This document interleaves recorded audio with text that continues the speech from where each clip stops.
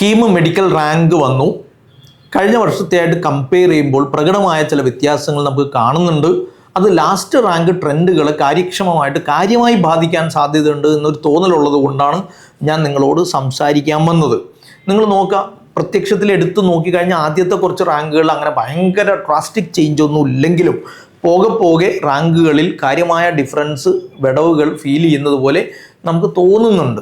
നിങ്ങൾ നോക്കിയേ, കഴിഞ്ഞ വർഷം ആദ്യത്തെ 1000-ൽ 37 കേരള റാങ്കാണ് ഉണ്ടായിരുന്നതെങ്കിൽ ഈ വർഷം അത് 34. വലിയ വ്യത്യാസമില്ല, 3 റാങ്കുകളുടെ ഡിഫറൻസേ ഉള്ളൂ.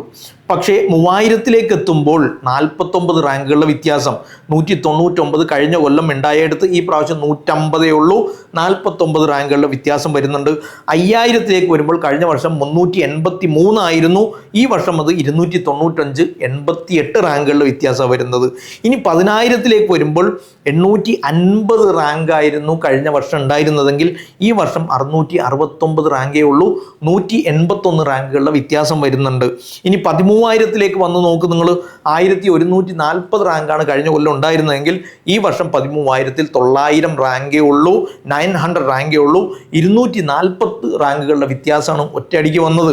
15000-ലേക്ക് വരുമ്പോൾ നോക്ക്, 1327 കഴിഞ്ഞ വർഷം ഉണ്ടായിരുന്നെങ്കിൽ ഈ വർഷം അത് 1049 റാങ്കേ ഉള്ളൂ. 278 റാങ്കുകളുടെ ഡിഫറൻസ് ആണ് വന്നിരിക്കുന്നത്. ഇനി 20000-ലേക്ക് വരുമ്പോൾ കഴിഞ്ഞ വർഷം 1809 ആയിരുന്നു, അത് ഈ പ്രാവശ്യം 1427, 382 റാങ്കുകളുടെ ഡിഫറൻസാണ് വന്നിരിക്കുന്നത്. ഇനി അത് 23000-ലേക്ക് വന്ന് നോക്ക്, കഴിഞ്ഞ വർഷം 2099 ആയിരുന്നത് ഈ വർഷം 1652, 447 റാങ്കുകളുടെ വ്യത്യാസം. 25000 കഴിഞ്ഞ വർഷത്തെ ഓൾ ഇന്ത്യ റാങ്ക്, 25000-ൽ കേരള റാങ്ക്, കീം റാങ്ക് മാറുമ്പോൾ വന്നത് കറക്റ്റ് പറഞ്ഞാൽ 25004-ാമത്തെ റാങ്കുകാരൻ 2268 ആയിരുന്നു. കേരള റാങ്ക് അപ്പോൾ 2268. അതേസമയത്ത് ഈ പ്രാവശ്യം 25021 1803 ആണ്.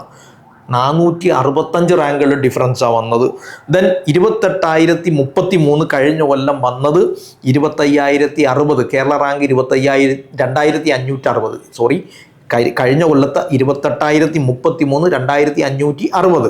ഈ വർഷം 28000-ൽ 2004, 556 റാങ്കുകളുടെ ഡിഫറൻസാണ് വന്നത്. എന്ന് വെച്ചാൽ ഓൾ ഇന്ത്യ തലത്തിൽ നമ്മൾ ലാസ്റ്റ് റാങ്ക് വന്ന് കയറും എന്ന് വിശ്വസിക്കുന്നത് ഒരു 28500-ഉം 29000-നും ഇടയിലാണ്. ഈ 28500-നുള്ളിലാണ് വരുന്നതെങ്കിൽ കേരള റാങ്ക് 2560 എത്തുമ്പോഴത്തേക്കും ഓൾ ഇന്ത്യയിൽ സീറ്റ് തീരും. കഴിഞ്ഞവരും 28000 റാങ്ക്, ഈ വർഷത്തെ ഒരു ഓൾ ഇന്ത്യ ലാസ്റ്റ് റാങ്ക് എന്ന് പറയുന്നത് ഒരു 28500 വരേക്ക് എത്തും. 27446 41 കഴിഞ്ഞ വർഷമെങ്കിൽ ഈ വർഷം 1000 റാങ്കുകളുടെ ഡിഫറൻസ് വന്ന് ഒരു 27500, 441 എന്നുള്ളത് ഒരു 28500 വരെയൊക്കെ വന്നേക്കാം മാക്സിമം. അത് കുറയാൻ സാധ്യത. ദെൻ അങ്ങനെ വരുമ്പോൾ കഴിഞ്ഞ കൊല്ലം റാങ്ക് വെച്ച് നോക്കുമ്പോൾ അത് 2560, ഈ പ്രാവശ്യം 2004. 2004 എന്ന് പറയുമ്പോൾ 556 റാങ്കുകളുടെ ഡിഫറൻസാണ് വന്നിരിക്കുന്നത്. ആ റാങ്കിലേക്ക് പോയാലും കേരളത്തിലെ റാങ്ക് വ്യത്യാസം, ആളുകൾ സെലക്ട് ചെയ്താൽ, കേരളത്തിലുള്ള ആളുകൾ പുറത്ത് സെലക്ട് ചെയ്താൽ മാത്രമേ ഈ റാങ്ക് ഇതേപോലെ 2004, 2100, 2300 വരെ ലാസ്റ്റ് റാങ്ക് കേരളത്തിലെ മെഡിക്കൽ കോളേജുകളിൽ കിട്ടുള്ളൂ. ഈ പ്രാവശ്യത്ത് പൊതുവായൊരു ട്രെൻഡ് എന്താ? ഒന്ന്, കേരളത്തിലേക്ക് പുറത്തേക്ക് പോകാനുള്ള പ്രവണത, ട്രെൻഡ് കുറഞ്ഞിട്ടുണ്ട്. അതിൻ്റെ 2-3 കാരണങ്ങളാണ്.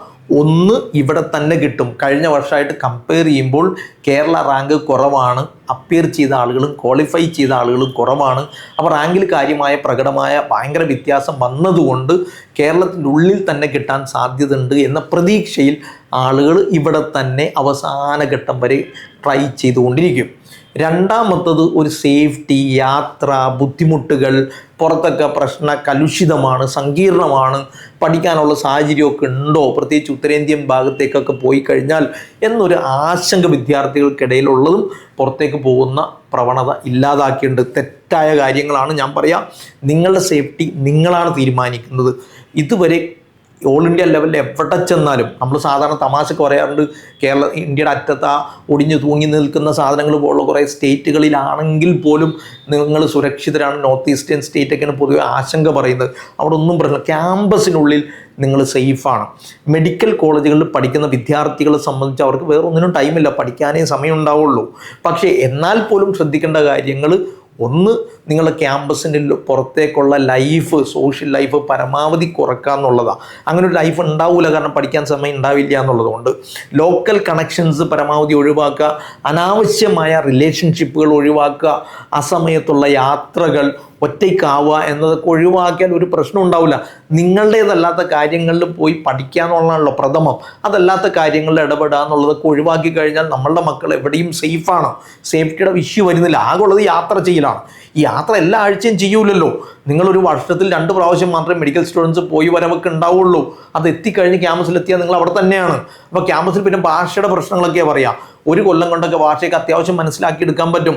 ഹൗസ് ഏജൻസിയും അതുമല്ലെങ്കിൽ പേഷ്യൻ്റ് ഇൻട്രാക്ഷനൊക്കെ പിന്നീട് അങ്ങോട്ട് വരുന്നതാണ്. അപ്പോഴത്തേക്കും നമുക്ക് കാര്യങ്ങളൊക്കെ കുറച്ച് മനസ്സിലാക്കാനും കമ്മ്യൂണിക്കേറ്റ് ചെയ്യാനും പറ്റും. ഭാഷ പഠിക്കാം, പുതിയ കൾച്ചർ, പുതിയൊരു എക്സ്പോഷർ കിട്ടും ഒരുപാട്. അതുകൊണ്ട് മെഡിക്കൽ പുറത്തേക്ക് പോകണം. ഞാൻ പൊതുവേ പറയാം, ഓൾ ഇന്ത്യയിൽ ഏകദേശം 13,000 അല്ലെങ്കിൽ 13,500 ഒക്കെ വരുന്ന റാങ്കുകാർ കേരളത്തിൽ ഒരു 900, 1000 അറൗണ്ടാണ്. ഇപ്പം നിങ്ങൾ നോക്കിയേ, 13,001 കഴിഞ്ഞ പ്രാവശ്യം 1140, ഈ പ്രാവശ്യം 13,028, 900 കഴിഞ്ഞ കൊല്ലത്തെ കേരളത്തിലെ ജനറൽ കാൻഡിഡേറ്റ്സിൻ്റെ ലാസ്റ്റ് റാങ്ക് തേർഡ് അലോട്ട്മെൻറ്റിൽ വന്നത് 904 904 അല്ലേ? അപ്പോൾ ഒരു ഓൾ ഇന്ത്യ ലെവലിൽ 13,000 വരുന്ന ആളുകളുടെ കേരള ലാസ്റ്റ് റാങ്ക് ഇങ്ങനെ വരുമ്പോൾ സ്വാഭാവികമായിട്ട് കേരളത്തിനുള്ളിലുള്ള ലേറ്റസ്റ്റ് കോളേജുകളിലാണ് കിട്ടുക. കഴിഞ്ഞ കൊല്ലം ഈ 904 അലോട്ട്മെൻറ്റ് വന്നത് കൊല്ലത്താണ്, അതുപോലെ തന്നെ കൊച്ചിയിലുമാണ്. അപ്പോൾ നിങ്ങൾ നോക്കി, ഈ കോളേജുകളിൽ, ബാക്കിയുള്ള കോളേജുകളിൽ ജനറൽ മെറിറ്റിന് സീറ്റ് കൊടുത്തിട്ടില്ല. അത് റൊട്ടേഷൻ അനുസരിച്ച് പിന്നീട് വരുമായിരിക്കും. എങ്കിൽ പോലും ഒരു 13,000 റാങ്കിന് ശേഷം 12,000, 13,000 കണക്കാക്കണ്ട, ശരിക്കും 11,000 ശേഷം 13,000, 14,000 വരെയുള്ള ഓൾ ഇന്ത്യക്കാർക്ക് ലാസ്റ്റ് കോളേജുകളിലെ കേരളത്തിൽ കിട്ടൂ. അതും ലാസ്റ്റ് റാങ്ക് അങ്ങനെ ആയിരിക്കും വരിക എന്നതുകൊണ്ട് നിങ്ങൾ അത് കാത്തു നിന്നാൽ, ആ റാങ്കുകാരൊക്കെ ഇവിടുത്തെ അലോട്ട്മെൻറ്റിനെ മാത്രം നോക്കി നിന്നാൽ ഭയങ്കര ബുദ്ധിമുട്ടാകും. നല്ല കോളേജ് കിട്ടില്ല എന്ന് മാത്രമല്ല, ബോർഡർ ലൈനിൽ ചിലപ്പോൾ മിസ്സാവാൻ സാധ്യതയുണ്ട്. അതുകൊണ്ട് ഒരു 12,500, 14,000 പിന്നെ അങ്ങോട്ടുള്ള ജനറൽ മെറിറ്റുകാർ തീർച്ചയായിട്ടും നിർബന്ധമായിട്ടും പുറത്ത് തന്നെ എടുത്താൽ നല്ല കോളേജ് കിട്ടും എന്ന് മാത്രമല്ല, ഇവിടുത്തെ ഈ ലേറ്റസ്റ്റ് കോളേജിൽ പഠിക്കേണ്ട അവസ്ഥ ഇല്ലാതാവുകയും ചെയ്യും, ബാക്കിയുള്ളവർക്ക് സീറ്റ് കിട്ടുകയും ചെയ്യും. ഇനി ജനറൽ മെറിറ്റ് കഴിഞ്ഞ് റിസർവേഷൻ മെറിറ്റിൽ വരുന്ന ആളുകൾ, ഓൾ ഇന്ത്യയിൽ പൊതുവെ റിസർവേഷൻ സീറ്റുകൾ റിലേറ്റീവ്ലി കുറവായതുകൊണ്ട് അവിടുത്തെ OBC വെച്ചുകൊണ്ട് അവിടെ പോകാമെന്നൊക്കെ ചിന്തിച്ച ബുദ്ധിമുട്ട്, മീൻസ് കേരളത്തിൽ അവിടെ പോവുക അല്ലെങ്കിൽ അവിടുത്തെ സീറ്റുകൾ OBCക്ക് കിട്ടുമെന്ന് പ്രതീക്ഷിക്കേണ്ട. എന്നാൽ പോലും 17,000 ചില്ലുവാനം മുതൽ ഒരു 21,000 വരെയുള്ള OBCക്കാർ, അവർക്ക് അവിടെ കിട്ടാന്നുള്ളതിനേക്കാൾ ഇവിടെ നല്ല കോളേജുകൾ കിട്ടുമല്ലോ. ഇപ്പോൾ 1,400 ചില്ലുവാനം 1,300 വരെയുള്ള കോളേജ് ആളുകൾക്കാണ് ഒരു കൊല്ലം വരെയുള്ള കോളേജുകൾ ഈഴവ, മുസ്ലിം, ബാക്ക്വേർഡ്, ഹിന്ദു മെറിറ്റിലൊക്കെ വന്നിരിക്കുന്നത്. ആ ആളുകൾക്ക് ലാസ്റ്റ് കോളേജ് എങ്ങനായാലും ഈ കൊല്ലം വരെയുള്ളത്. കൊല്ലം കഴിഞ്ഞിട്ട് പിന്നെ വരുന്ന കോളേജുകൾ നോക്കിയാൽ നിങ്ങൾ കോന്നി, ഇടുക്കി, പാലക്കാട്, കാസർഗോഡ്, വയനാട്, ഈ കോളേജുകളിലേക്കാണ് ബാക്കിയുള്ള അതിനുശേഷമുള്ള എല്ലാ റാങ്കുകാരും എന്ത് ചെയ്തിരിക്കുന്നത്, പോയിരിക്കുന്നത്. നിങ്ങൾ നോക്കിയേ, 1,100, 1,300 റാങ്ക് എവിടെ വന്നിരിക്കുന്നത്? ഒരു 15,000 rank, 14,000 rank, all India rank 14,000 ഉള്ള ആളുകളുടെ കേരള റാങ്ക് എത്രയാണ്? 14,000 റാങ്ക് ഉള്ളത് ഈ പ്രാവശ്യം 960. കുഴപ്പമില്ല, മോശമല്ലാത്തൊരു കോളേജ് കിട്ടും. ഇനി 15,000 വരുമ്പോൾ അത് 1,049, 17,000 വരുമ്പോൾ 1,181, 18,000 വരുമ്പോൾ 1,605. നോക്ക്, ഈ 18,000, 17,000, 16,000 ഈ 3 റാങ്കുകാർ ഓൾ ഇന്ത്യ റാങ്കുകാർക്ക് കേരളത്തിന് പുറത്ത് ബെസ്റ്റ് കോളേജുകളിൽ കിട്ടും. അതിട്ടെറിഞ്ഞിട്ട് ഇങ്ങോട്ട് വന്നു കഴിഞ്ഞാൽ സംഭവിക്കുക എന്താ? കൊല്ലത്തിന് ശേഷമുള്ള കാസർഗോഡ്, വയനാട്, പാലക്കാട്, ഇടുക്കി, കോന്നി, ഈ കോളേജുകളാണ് നിങ്ങൾക്ക് കിട്ടാൻ സാധ്യത. ഈ കോളേജുകൾക്ക് ബെസ്റ്റ് കോളേജ് പുറത്ത് കിട്ടും എന്നിരിക്കെ അത് ഒഴിവാക്കിയിട്ട് ഇങ്ങോട്ട് വരുന്നത് അത്ര നല്ലതല്ല. മാത്രമല്ല, ആദ്യത്തെ റാങ്കുകാരൊക്കെ ഇവിടെ തന്നെ നിൽക്കാൻ തീരുമാനിച്ചാൽ നമുക്ക് കിട്ടാനുള്ള സാധ്യത റിലേറ്റീവ്ലി കുറയുകയും ചെയ്യും. അതുകൊണ്ട് നിങ്ങളോട് എനിക്ക് പ്രത്യേകിച്ച് പറയാനുള്ളത്, ജനറൽ മെറിറ്റുകാർ ഒരു 11,000 13,000 അതിനുശേഷമുള്ള ആളുകൾ കേരളത്തിന് പുറത്ത് സീറ്റ് എടുക്കുന്നതാണ് ഏറ്റവും ബെസ്റ്റ്. ദെൻ ഓൾ ഇന്ത്യ മെറിറ്റിൽ 15,000 16,000 17,000 അവിടുന്ന് താഴോട്ടും വരുന്ന റിസർവേഷൻ കാൻഡിഡേറ്റ്സ് കേരളത്തിന് പുറത്തെടുക്കുന്നതാണ് നല്ലത്. 21,000 22,000 റാങ്ക് ഉള്ളിൽ വരുന്ന ആളുകൾ നിർബന്ധമായിട്ടും നിങ്ങൾ കേരളത്തിൽ കിടന്ന് കളിക്കരുത്, പുറത്ത് പോകാൻ ശ്രദ്ധിക്കുക. പുറത്ത് പോയാൽ നല്ല കോളേജും കിട്ടും. പ്രത്യേകിച്ച് ആ റാങ്കുകാർക്ക് ആന്ധ്ര, തെലങ്കാന, കർണാടക പോലുള്ള സ്ഥലങ്ങളിലുള്ള റീസൻ്റ് അല്ലാത്ത തൊട്ട് മുമ്പത്തെ ഒരു second last year, third year മുമ്പ്, 3 ഇയർ മുമ്പ്, 4 ഇയർ മുമ്പുള്ള കോളേജുകളിലൊക്കെ വരാൻ സാധ്യത. അങ്ങനെ വന്നാൽ അത് റിലേറ്റീവ്ലി ഇവിടുത്തെ കോളേജുകളുമായിട്ട് റീസൻ്റ് ആയ കോളേജുകളായിട്ട് കമ്പയർ ചെയ്യുമ്പോൾ നല്ല കോളേജുകളാണ്, നല്ല കോളേജിൽ കിട്ടുകയും ചെയ്യും. സ്വാഭാവികമായിട്ട് ഈ മാറ്റം നിങ്ങളുടെ BDSലും MBBSലെ ലാസ്റ്റ് റാങ്കിലും പ്രകടമായ വ്യത്യാസങ്ങൾ ഉണ്ടാക്കും എന്നതുകൊണ്ട് ദയവ് ചെയ്ത് ഇവിടെ കിടന്ന് കളിക്കരുത്. മാത്രമല്ല നല്ല കോളേജ് എല്ലാവരും അങ്ങനെ കിട്ടുമെന്ന പ്രതീക്ഷയിൽ ഇവിടുത്തെ റാങ്ക് വെച്ചുകൊണ്ട് ഇവിടെ കയറാൻ ശ്രമിച്ചാൽ ലാസ്റ്റ് റാങ്കിൽ ഭയങ്കര വ്യത്യാസം വരും. അത് ബുദ്ധിമുട്ടാവും. നല്ല കോളേജുകൾ കിട്ടാനുള്ള നിങ്ങളുടെ ചാൻസുകൾ ഇല്ലാതാക്കും. എന്നെ പ്രത്യേകം ശ്രദ്ധിക്കുക.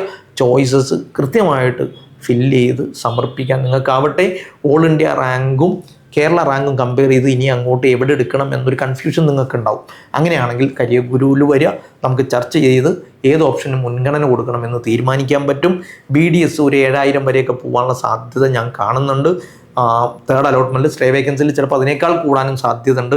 എന്തായാലും കാത്തിരുന്ന് കാണാം. നമ്മളുടെ ആളുകളുടെ സെലക്ഷൻ അനുസരിച്ചിരിക്കും. Bye bye. Career Guru, moulding your future.